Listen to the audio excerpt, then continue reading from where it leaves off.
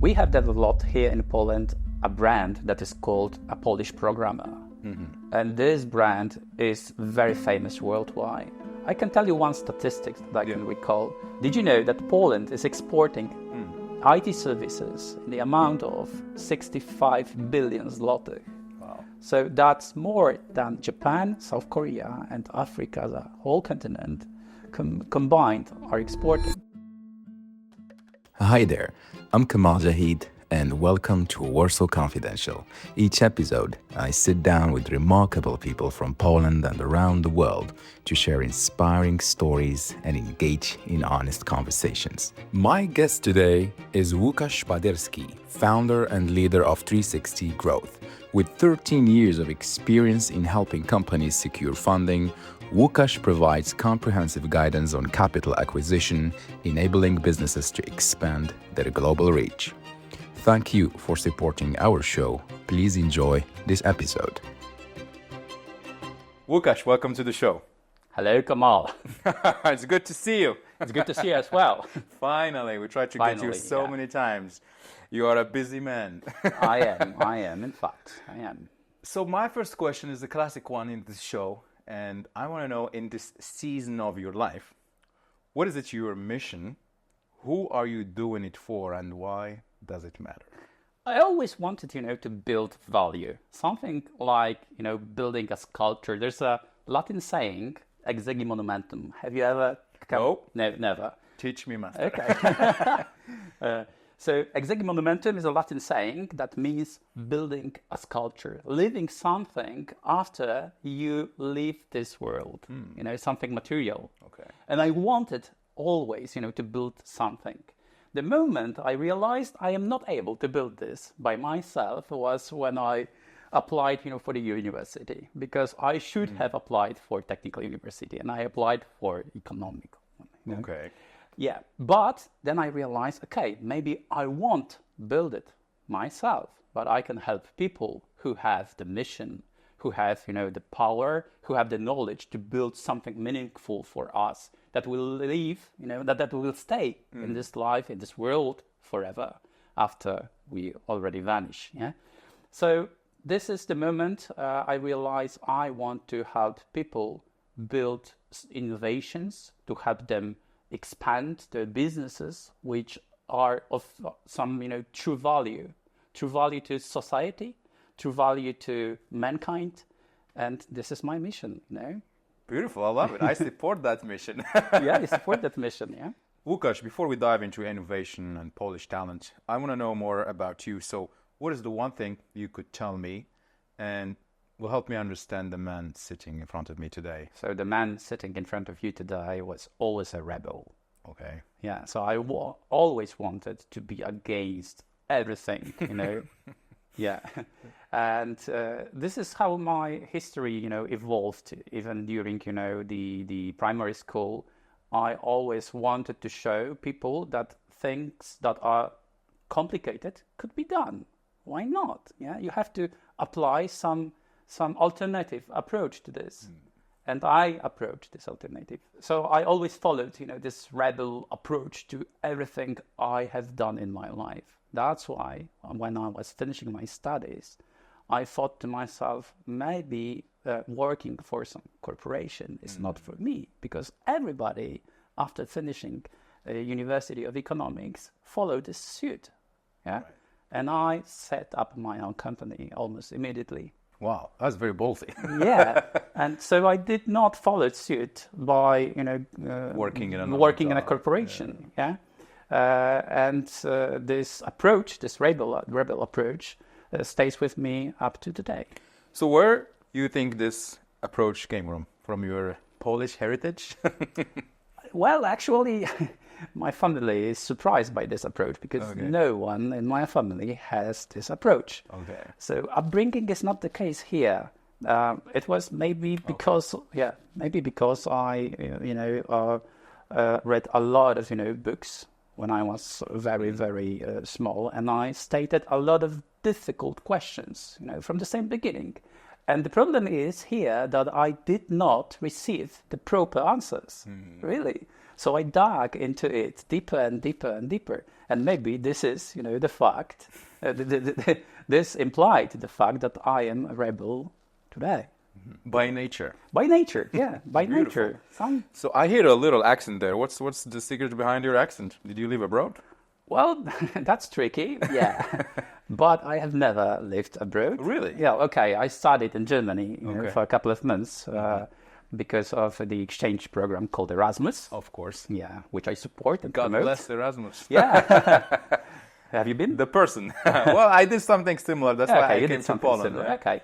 Yeah, but I've never lived in an English-speaking country. I just watched BBC, CNN, and some documentaries on TV, and that's sufficient. So let's fly back in time. You graduate from university, and you're like, okay, I'm gonna set up my company.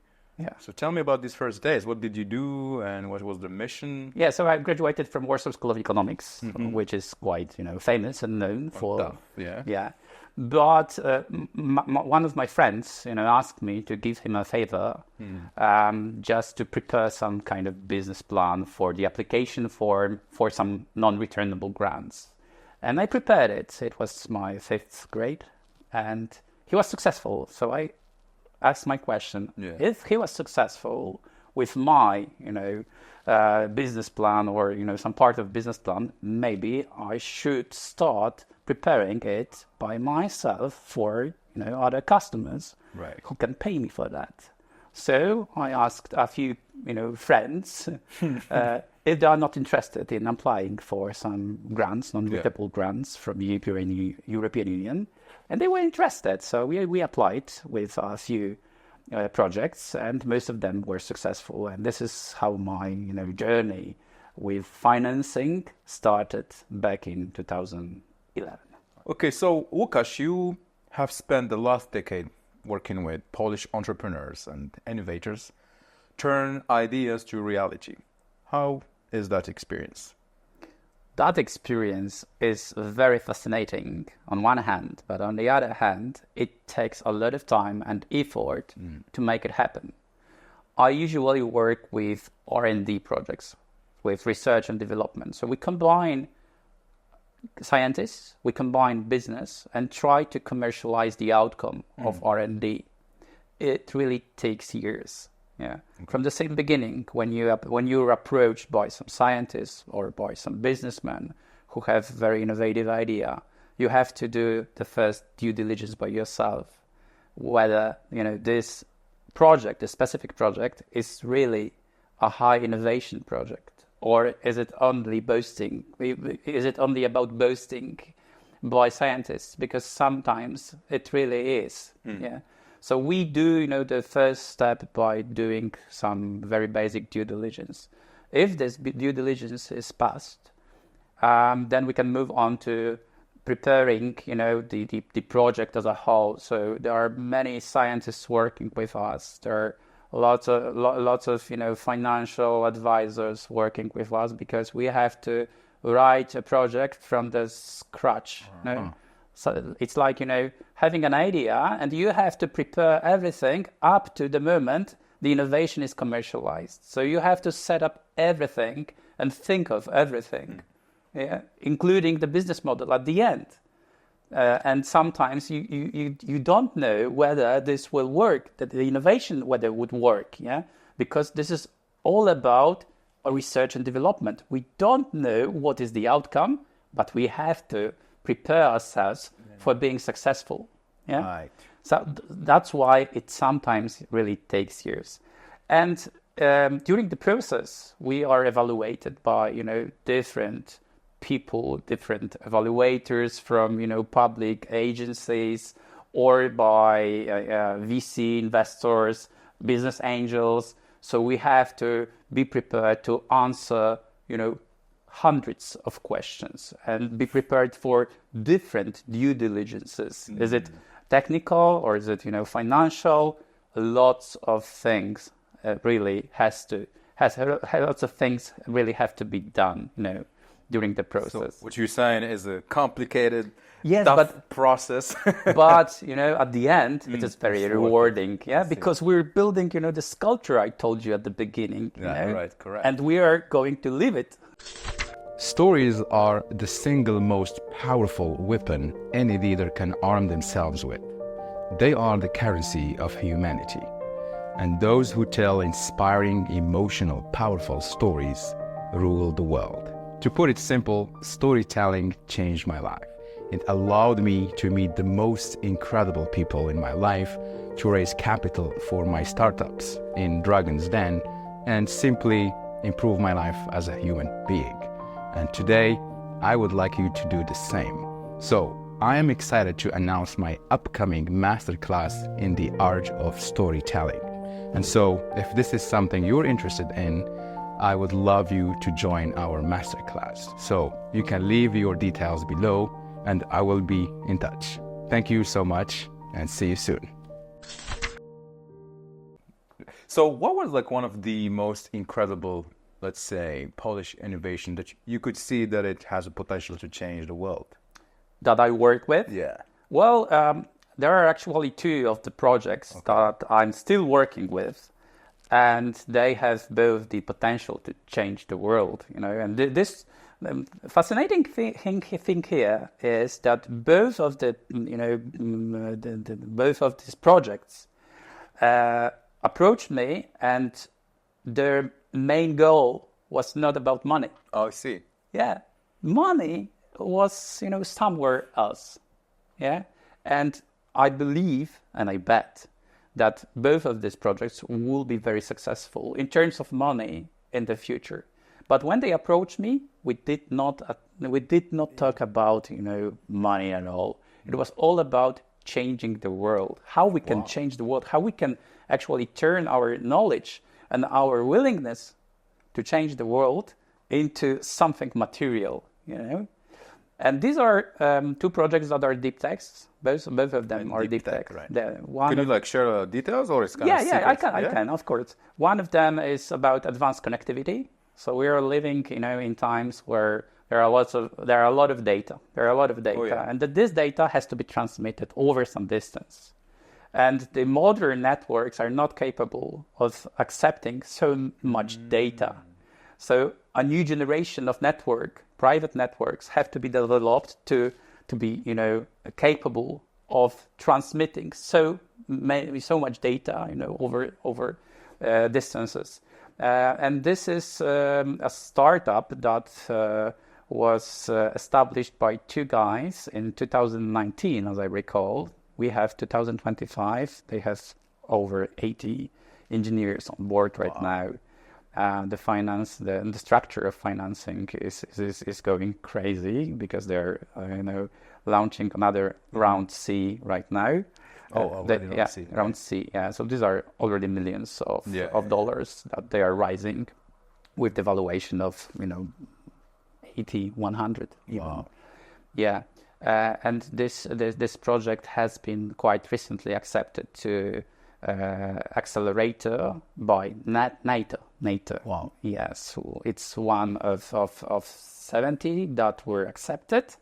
And the number of applications surpassed 2,600 worldwide. So this is a very successful project that I believe will turn into a global company. That was, developed by two Polish, PhDs here in Poland. Wow. So that's fascinating. But they are working like crazy. Okay. 20 hours a day, 7 days a week. Really, they have the mission. And believe me, over this past years that I worked with these guys, money It is not was object. never, a target here of what they're doing. And the second project I should mention is about cryptography, about securing the data in the future, because we are on the verge of being flown with supercomputers, with computers that are quantum computers, and the new trend that is taking momentum and taking pace is post-quantum cryptography. So how can you defend yourself defend the data when there are quantum computers, which can easily, Do whatever. Yeah. break, any code that we use today to protect, the hardware. So, and this startup was also admitted to this accelerator by NATO. So there are two of them. Two of them I used to work with, or I'm working with right now. Yeah. One of the you showed me this funny picture before we start, shooting about the OpenAI, members of the board. You mentioned like the top people. Oh, well, yeah, like top engineers. Top engineers in OpenAI, and I couldn't help but think about the Polish engineers, the Polish talent, because many people, when they, or the engineers, the top engineers, when they start thinking about moving somewhere to use their brain, Poland never comes to the picture. Why is that? Well, I cannot answer this question, precisely, because we have developed here in Poland a brand that is called a Polish programmer. And this brand is very famous worldwide. I can tell you one statistic that I can recall. Did you know that Poland is exporting IT services in the amount of 65 billion zlotys? Wow. So that's more than Japan, South Korea, and Africa as a whole continent combined are exporting in IT services. So we are, really top players in the world. And as you mentioned, this OpenAI, in this picture, there are top engineers, and like there are 20 people over there, and 5 of these people are Polish. Wow. Yeah, I've seen the family names. Yeah, it's the family names.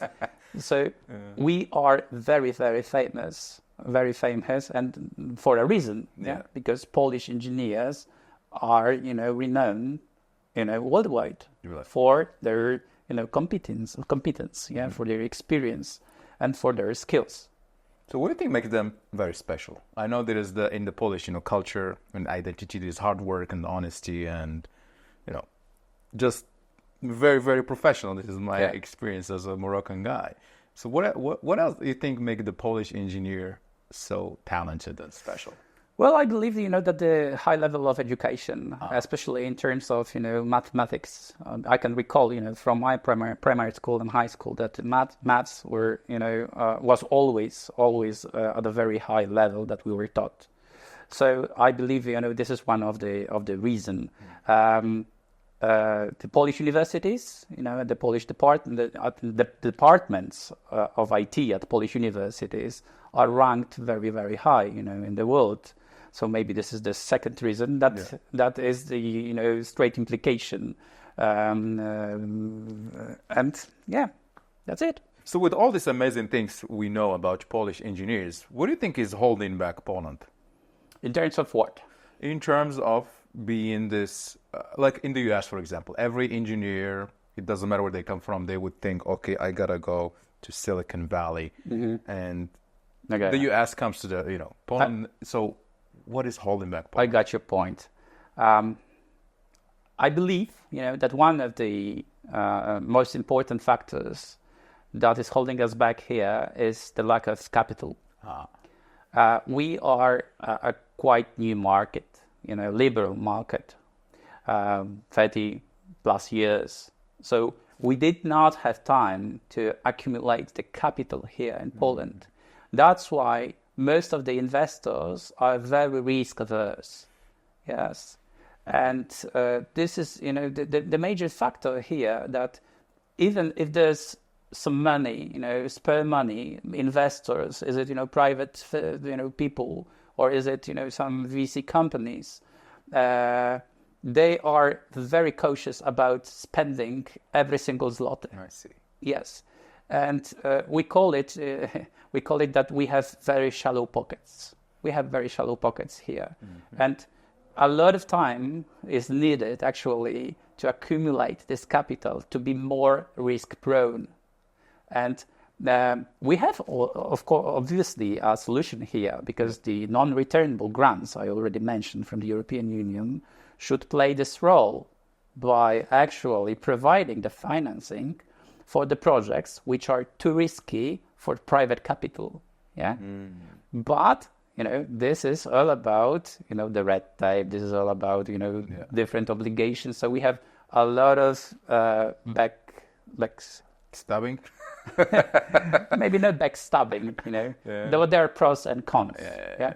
But moving back to your question, Mr. Solow, one of the richest richest guy in Poland, once mentioned that lack of capital, because we did not have time to accumulate it, is the main reason we are lagging behind with the Western economies. I see. And I agree, totally with that. Because now, I'm thinking, we mentioned once the, brain drain, and because my question was kind of double-angled. Is it hurting Poland, for example, that you have these top-notch engineers and they are leaving Poland for a better life, better pay, better money, better everything? Yes. Is that an issue? This is an issue, and I can read a lot of articles about this. I even read an article today from Professor Sankowski, who is, one of the most intelligent guys in terms of AI here in Poland.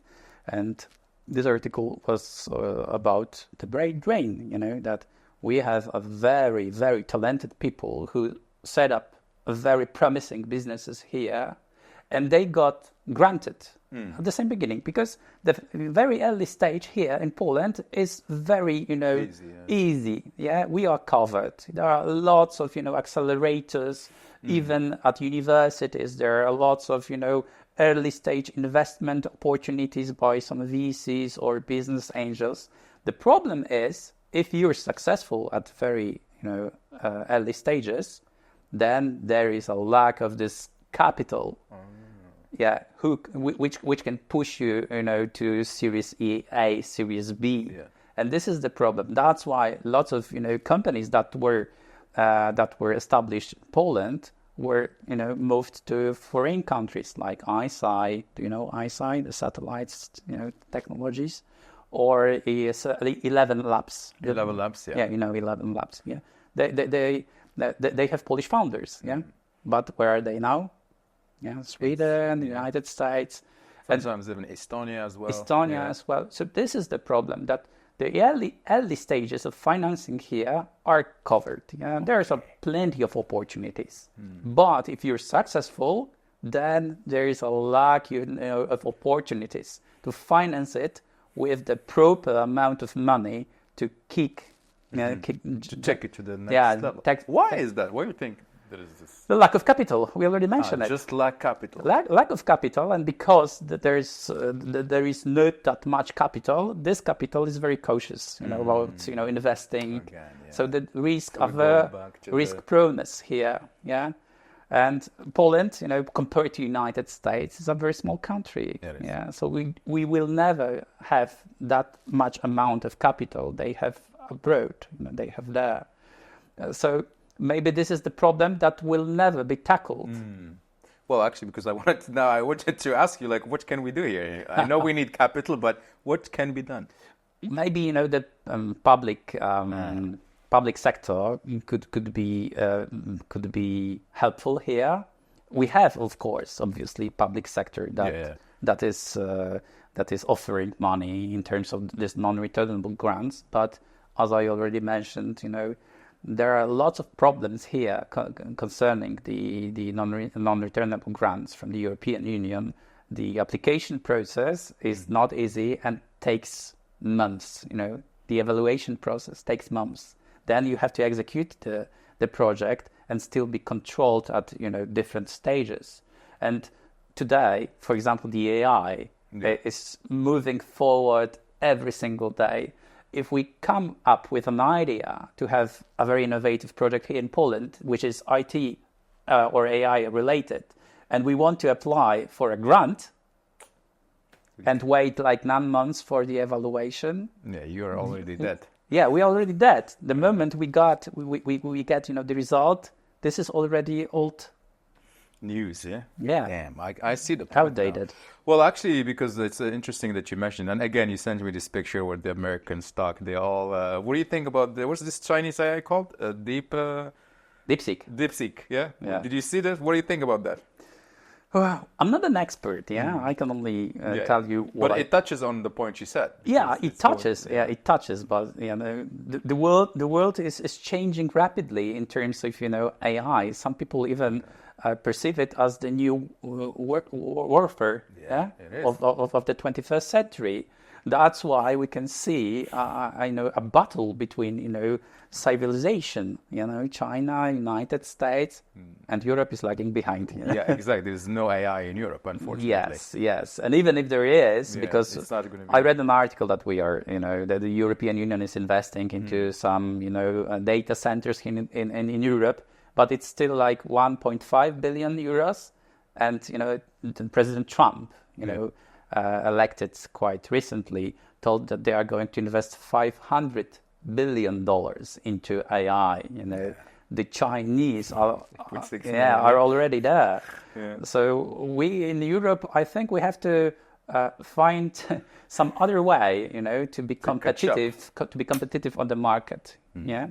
And I believe, that this new path of development will be found shortly, because if we fail to find this new way of development, we will be lagging behind even further. Yeah, that is gonna hurt, huh? Our survival. Yeah, that can hurt. We are, passive observers right now, but look what is happening. Back on Monday, have you seen the stock exchanges in the United States? They all crashed because they of all one crashed. Simple announcement. Yeah, one simple announcement. China. Yeah, from China. Yeah. So we live in a crazy times, but still in very interesting times. Yeah, it's fun. I am fascinated by it, but you have to be very attentive what is taking place right now all over the world if you want to stay on the surface. Because if you fail to adapt to new technologies, how to use them, then you are losing competitive edges as a company or as a private person. Do you use AI in your work? Oh man, every day. We use like 8 or 7 tools to run this podcast. You see, yeah. I use many tools as well. The AIs, agents. I try to combine it by myself. Exactly. And that's why I'm staying, competitive. Up to date, competitive. But those who do not use it, they will lose competitiveness. Really. Do you think Poland, with its talent and engineers, could lead Europe to be this, innovative revolution? Yes, I believe so. Possible? How can we? Yeah, it is possible. We already agreed that we have the human potential. Exactly. Yeah? We already agreed that what is lacking here is money. Yeah. So maybe Europe should think about investing lots of money into domestic projects. Poland or European Union. The European Union. Yeah. So this is the case here, because European Union is a very huge, economic zone. We have the possibility. We have capabilities here to finance, different projects, and if European Union wants to, be a key player in the world, not only passive observer of the United States and China battle, then we have to step into the race. Yeah. And we have to somehow, accelerate it. We have universities, in the European Union. We have the human potential. So the only thing is missing is money. Money that is not afraid of risk. I see. Yeah. And the Ukrainian-Russian conflict, it somehow accelerated, the way Europe is thinking about its identity and about its independence in terms of technology from China or the United States. And, I think, that what is taking place right now as an implication of the war is something very meaningful for, the technology sector. As I mentioned, these two projects, right. they are both, dual use. Yeah. So you can use it. Big scale. Yeah. So looking ahead, which sector you think that Poland could lead the world in the next decade? IT, obviously. Yeah. But the policymakers have to be aware of this fact. And in many cases they are not. Yeah. I see. The red tape here in Poland is very, very painful. It's very painful, you know, and a lot of have to be done to, you know, to ease the process, to help, you know, the innovators achieve their goals easier and faster. Yeah, because this is what we are, you know, talking about right now: the European identity, the Polish identity. Yeah. Yeah. So you think it is kind of tied to the communism times and this not taking risk approach? Up to some extent. Up to some extent. I believe, you know, that the red tape, the bureaucracy is still, you know, somehow correlated with the system that has been, you know, previously established. Yeah. But the risk here is all about, you know, the capital, which is, you know, not present, which is not present in the amounts that are needed for the capital to accept the risk. I see. So let's imagine that now I have this incredible idea. Yeah. I am in Poland. I live in Poland. Maybe I'm Polish, maybe I'm not. You will be soon. I hope. Good one. And I say, okay, Łukasz, I reach out to you and I say, I have this incredible idea. Can you help me raise the funds, run the project, etc., etc.? So what are the things I should know and the mistakes I should avoid?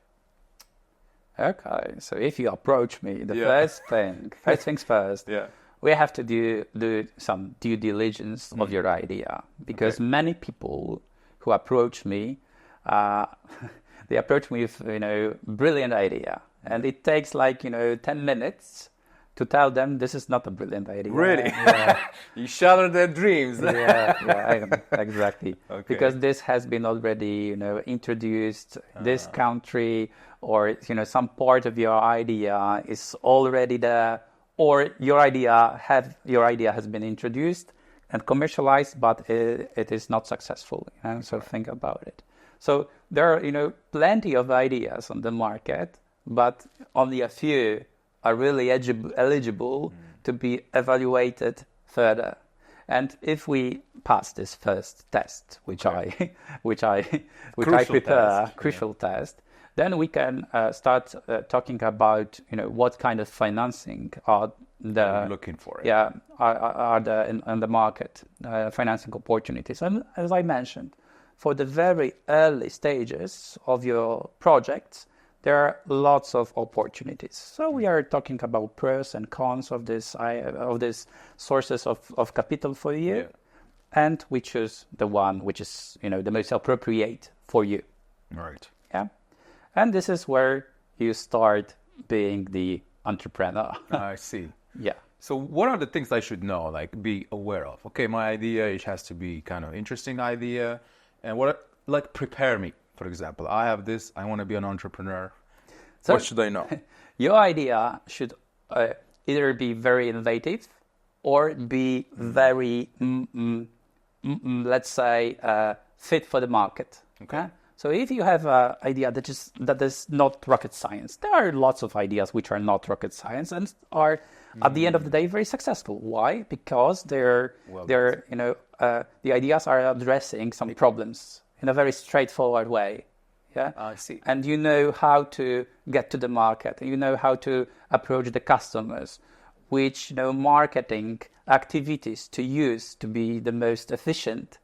And these are also very successful, you know, projects. But we are, you know, supposed to choose ideas at the very early stages, which are more rocket science. Why?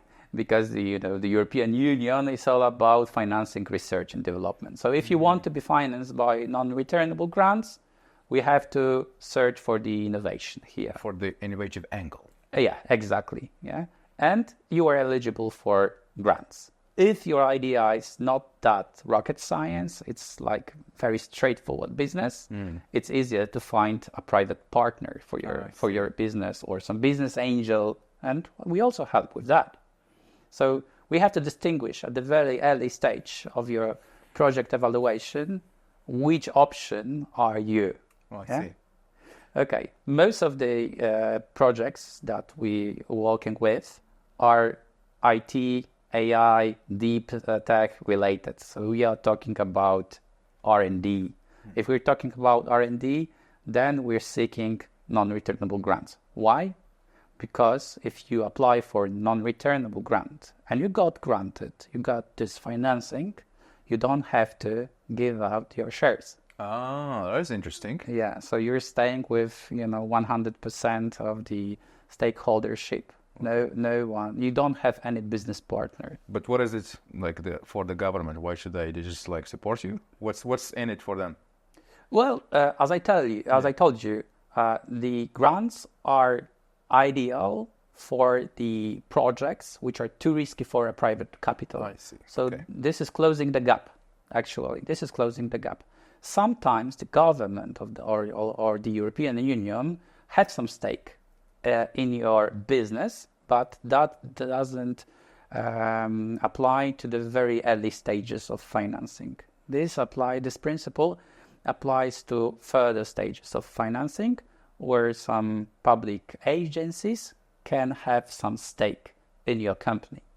But at the beginning, if you apply for a grant for the very early stage of your product or service development, you get 100% non-returnable grant, and you don't have to give the shares to no one. So you are 100% with your shares. So the only problem that remains is you have to survive the Series A and B and C. You have to look elsewhere.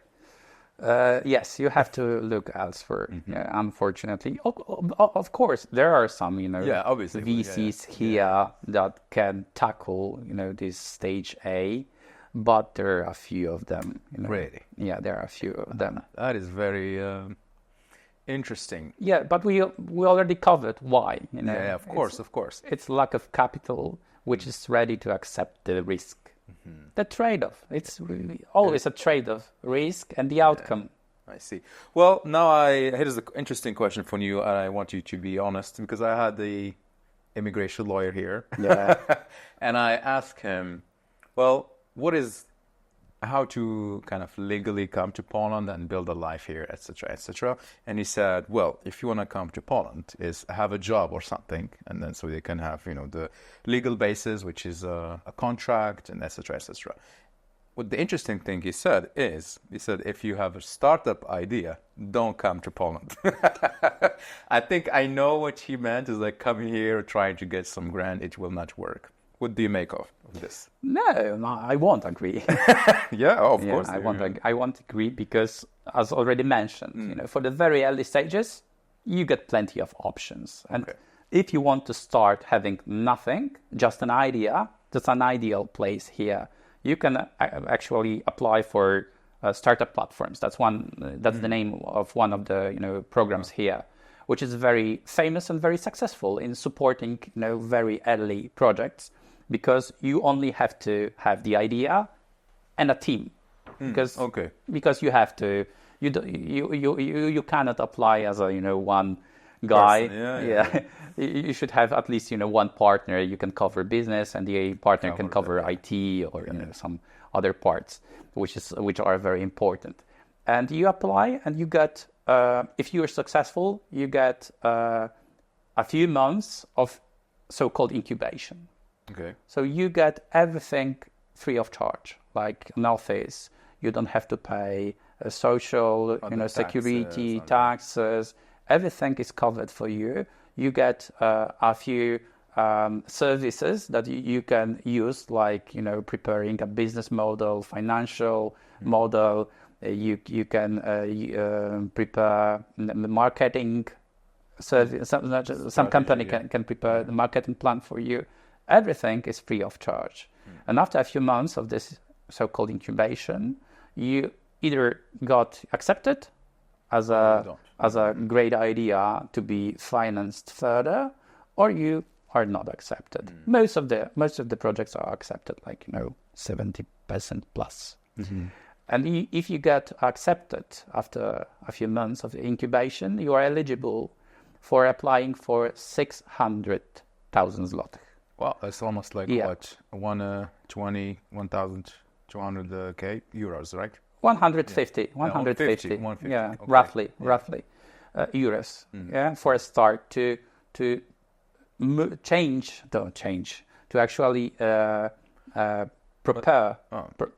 propel your idea from MVP to Well, that's like seed stage, right? this. Yeah. Yeah, we can call it seed stage. Yeah. Yeah, and still you are 100% left with your stake. You don't have to Wow. give anything in return. The grant covers 85% of the costs of the project, so still you have to cover 15% as Yeah. your private contribution. Yeah, Right. but still, this is a very attractive, program to start with. Okay. So We'll talk about it oh after yeah, we finish. after this, obviously, yes. But I think I get the immigration lawyer idea, because legally you cannot just say, hey, I have this startup idea, can I come to Poland? I think that's what she meant. That's because- what he meant. Yeah. Okay. So Well, that's interesting because You know? you apply here as a private person, Right. but after you are successful, after you got admitted to the startup platform, you set up a company in form of a capital Then- company. Yeah, so this is limited liability company. then you can just hire yourself. Yeah, and you can have stake in a limited liability company, which is represented by a member of the board or the CEO, but still with your citizenship for the moment being, you can not relevant. you can be the member of the board of this company, and you can apply. Okay, interesting. Because Poland now is being a very attractive place for a lot of people are coming to Poland, etc. And I am wondering, trying to imagine how is the picture, because most people that come to Poland right now, either they are like this top level executive running multinational companies, or in the, I would say lower, because I don't want to degrade them, but the Yeah. Uber Eats and etc. Yeah. And I don't think there's like this entrepreneurs here. I don't see it. I don't feel it. Maybe you do, because you work with entrepreneurs, raising funds and etc. I mean, I am myself entrepreneur, but it's like really rare to see a foreigner doing entrepreneurial things here. Okay, so naturally there are a lot of Russian and Ukrainian speaking Okay. entrepreneurs here in Poland after 2022. Right. Yeah, mainly from Ukraine. Lots of businesses moved to Poland, and we are working with Ukrainians very, very tightly. We do have many Belarusian Right. Belarusian companies that moved to Poland as well.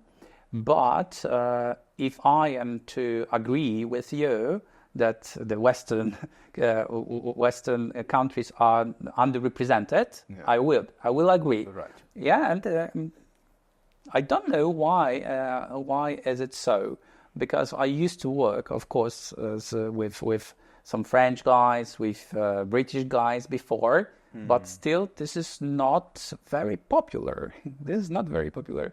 Maybe Is it a good thing? no. Maybe the problem is here that there are some nice and very interesting programs for early stage companies in France or in the UK, and we are not that attractive with our 600k zlotych Right.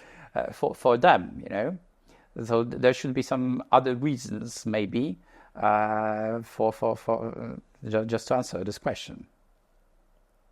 But to be honest, that's a very interesting question, It is, and I I know. cannot find, the direct answer here, and very straightforward answer. Because 90% of my friends here are Polish. Some of them are businessmen. Some of them are having, normal jobs, if we could call them there. And the foreigner ones, they are all working in this, top companies, let's say multinational companies. Okay, so, And okay. I was like, wow, I might be special. I am the one here fighting, entrepreneurship. Like Elon Musk said, it's like eating glass and staring at the abyss. It's very hard. And Yeah, it is. And I'm wondering why. I mean, for me, it was only let's say, so I can be legal here and, have all my things, on point, not breaking any rules, paying taxes. And it was easier for me to set up a company and do all these things and be, peaceful. But the foreigners I know, 90% of them are just having normal jobs. Maybe they are lured by repositions, The higher salaries. repositions within the corporations, for example. Right. And they got accustomed to living here, getting good paycheck, good remuneration, and they are not attracted to changing their lives and moving to a sector which is very, very risky and not that stable at all. And you have to fight every single day, to stay at the surface. Yeah, man. I like to say, entrepreneurship is the sneaky betrayals, the lonely nights, and empty bank accounts. Yes, it is. But still, the rewards. But still, it is rewarding. Yeah, it's very rewarding. And you built the sculpture. True. Here. That is true. Exegi monumentum. Exactly. I love that. Latin saying, exegi monumentum. You are very vocal on changing or challenging bureaucracy. Yes, I am. Yeah, you're a rebel, right? Yeah. Why do you think, for example, that Switzerland is successful in this field and not Poland? As far as I know, Switzerland has a very different approach to taxes, for example. If you are about to pay taxes in Switzerland, you are approached by a clerk and ask, what can we do for you to be more successful next year? And if you are more successful, then we get more taxes. Right. Ooh, this is, the principle that I would like, to follow here in Poland. And that's a completely different story here. Why is that? We already talked about, this red tape and bureaucracy that has some ties to the, previous system. That's true. And I believe the oppressive here, the oppressive system is linked to the previous one. Yeah, we should change, the way we think about, companies, entrepreneurs. We are actually here to contribute to the overall budget so that we are beneficiaries of it. All of us are beneficiaries. So the mindset has to be changed, not only by clerks, but also by the companies here and, businessmen and, people. And people. Taxes are to be paid. Yeah, taxes Absolutely. are to be paid. Absolutely. But let's think about different approach, what taxes really are. And taxes should be somehow linked to our success story. And, the clerks maybe should ask what can be done so that you are more successful, so that you can pay more taxes. And now we have a system that do not ask. Yeah, I see. Yeah. Well, it kind of makes perfect sense, if only, yeah. Yeah. So what do you think is important in your field and we haven't spoke about today? In my field, what is more important, what is most important, And we didn't talk about. and we didn't talk about it today. I think we covered most of the topics here that are linked directly to financing innovation, to financing R&D, and it's all about the capital. The more capital we have, which is not afraid of the risk that are Connected. innate, to it, here. Then we are lost. Then we are lost. Yeah, the risk will always be here. And I can tell you a nice story concerning the risk and the capital. If you are a very innovative project, this is deep tech, very deep tech. There are a few people on the planet that can understand it. Wow. And you are raising €1 million, for example, and you get approached by a potential investor, and this investor tells you, I want to do the due diligence, the technological due diligence of your idea. What is your question? What do you think? I don't know. You tell me. Yeah. You are not capable of doing this kind of technological due diligence at this stage of Really? financing. Yes, because you have a deep tech. You have been working for this project, for this innovation for months or years. There are not many people that can understand it fully. And even if they are somewhere on the planet, they have to first sign, some agreements. The legal work has to be done because you are revealing your secret sauce. So you have to prepare the documents first. So it takes weeks, maybe, or months. After you are successful with this, documents, you have to employ these people from the market that are capable of understanding what's inside. And most of these people work for top-notch companies.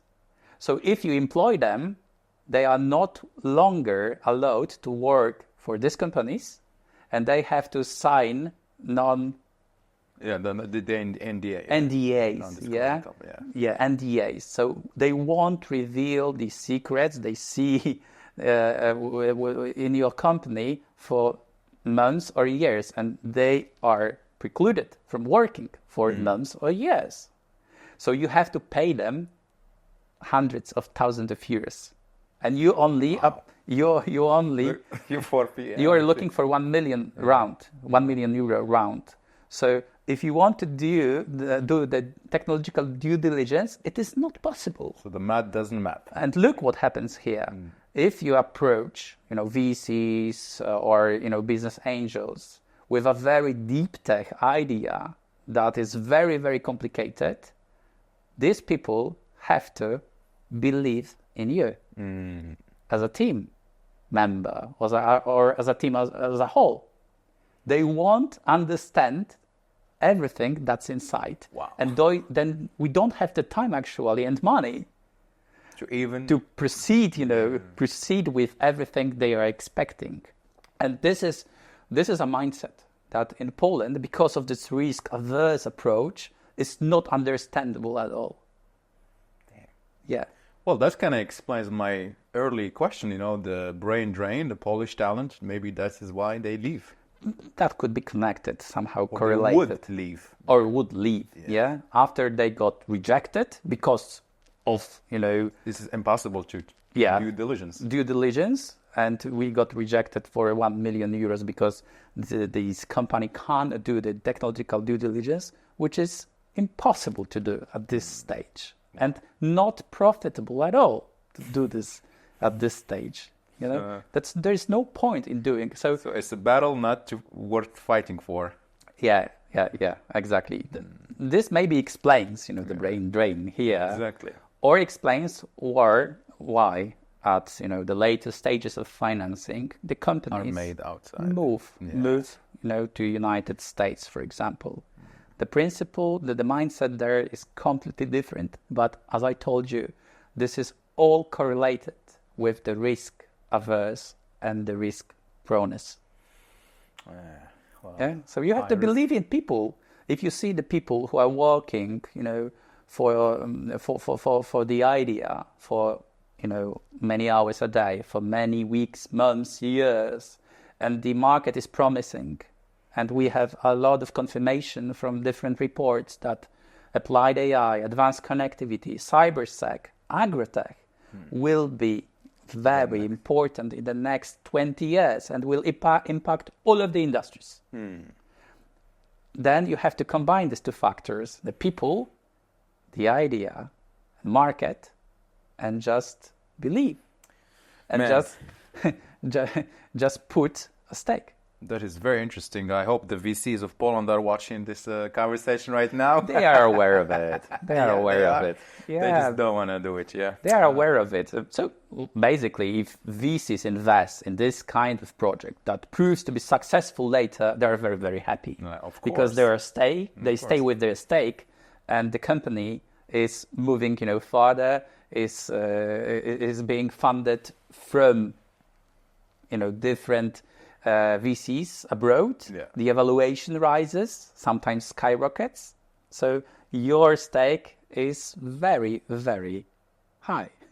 What a way to end this conversation, man. Very powerful message. Łukasz, thank you so much for this conversation. It's been truly eye-opening. That's the word I was looking for. And I've got a couple ideas and projects, so I'm going to reach out. Yeah. Thank you, Kamal. Thank you so much, Łukasz, for coming. I'll see you soon. See you soon. Thanks.